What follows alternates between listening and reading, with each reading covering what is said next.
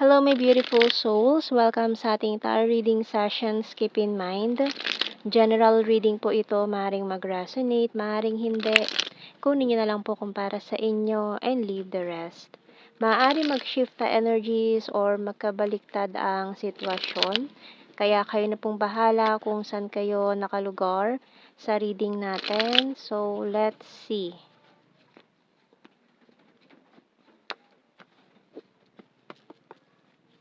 So we have here the Three of Wands and the Chariot card, Cancer energy, and the Four of Cups, the Hierophant. Ooh. Death card, Ace of Wands, the Knight of Wands, and the Emperor. Okay, so may mga specific signs tayo dito ng Cancer, Taurus, Scorpio, and Aries.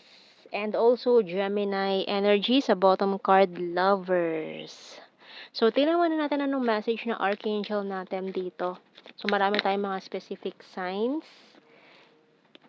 Clear sentence by Archangel Rockwell. Notice your recurring physical and emotional feelings as they signify divine guidance. Okay.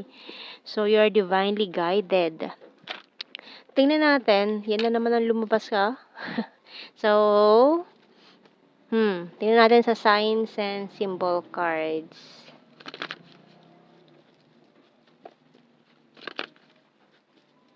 So, may mga bago ka na namang sisimulan ngayon. Siyempre, kapag may natapos with the Death card, may bagong sisimulan with this Ace of Wands. So, hindi natatapos habang nabubuhay tayo. Walang, pag natapos, may bagong sisimulan, di ba? So, tingnan natin to. May energy ng long distance. Maaring someone rejected you. Friend zone ka. Tingnan pa natin to. We have here mirror. So, parang gawain mo to mang friend zone. Tapos ngayon, ikaw naman yun na friend zone. We have here money. Okay, music and bird. Magnet. And coins. Okay, bottom card, pillow. So, merong hindi makatulog dito. Maaaring nireject mo tong taon to na hindi niya matanggap yung no na binigay mo sa kanya. Kasi, ang taas ang tingin niya sa sarili niya. And then, nung nireject mo siya, parang, hindi niya matanggap yun eh. Hindi niya matanggap na tinanggihan mo siya. Ganon ang energy nitong taong to. So, hindi daw yung katulad niya ang nire-reject lang. Kasi mataas nga ang tingin niya sa sarili niya eh. Maaaring may pera din yan, mayaman, or may kaya sa buhay. So, para siyang sinasabi niya is,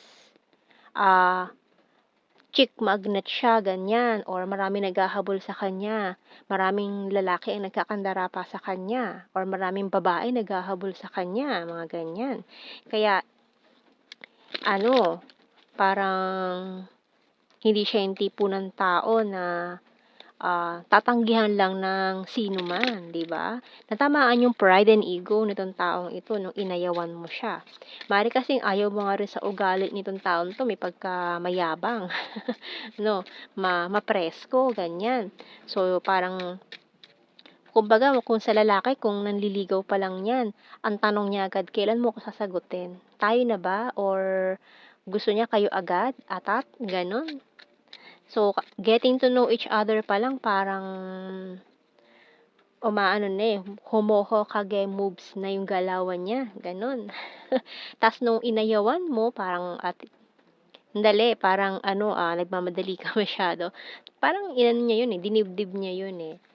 No? Can I call you? Kaya ngayon parang lagi niyang pinapasabog yung call mo. Para kasing feeling niya agad kayo na, ganon.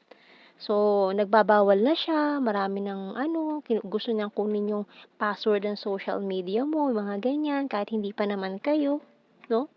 So, you're my strength, can you forgive me? Pero mahihimas-masan din yan, can you forgive me?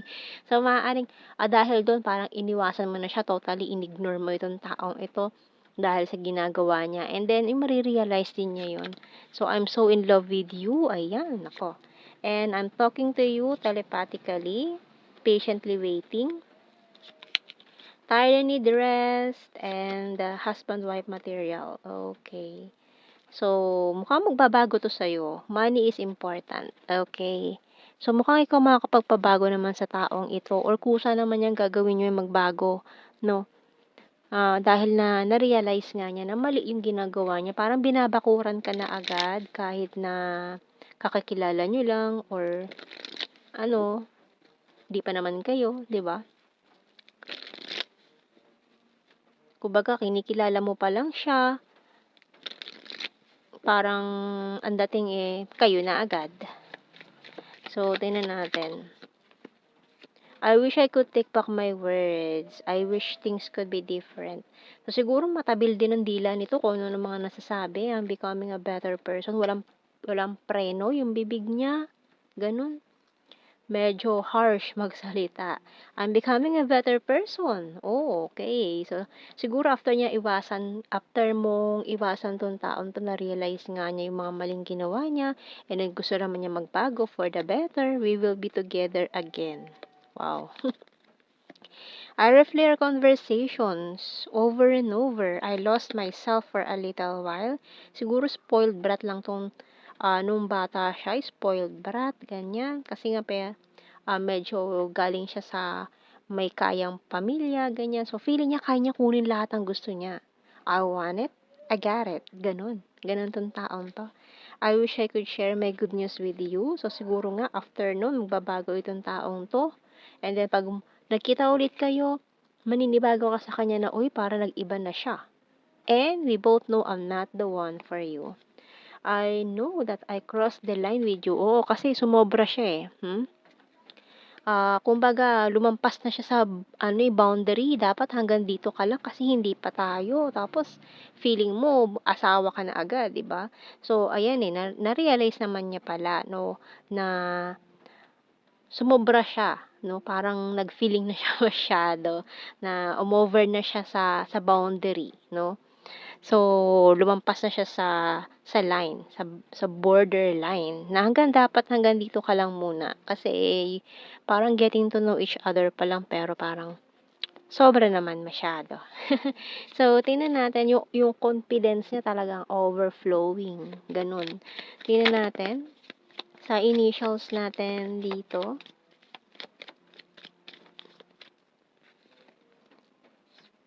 KRO ZEGP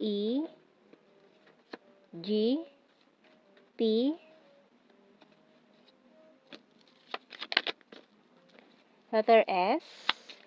Oh, may SPG pa dito Parang ganun ang gusto niya agad mangyari rated SPG. Pero syempre, bawal pa, no? Kasal muna. Bawal pa yung mga ganun-ganun muna. Parang nagmamadali itong taong ito. Ayan. Or gusto niya kasi nakukuha niya agad talaga yung gusto niya no? Mahirap yung gano'n, wag mo nang gano'n. Kasi once na makuha niya yung gusto niya, maaari magbago na yan or mawala na yan. 'Di ba? So, maraming ganyan. Okay, so letter A, bottom card natin sa ating initials. And then, kuha tayo ng blue card. Past life lover. So, sinasabi niya rito, past life lover kayo. Uy, marriage and soulmate. Kasi parang ang ano niya dito, kung dun din naman pupunta, bakit patatagalin pa? O, di ba? Atat lang. We have your soulmate. Okay, so maaaring sinasabi niya, soulmates kayo.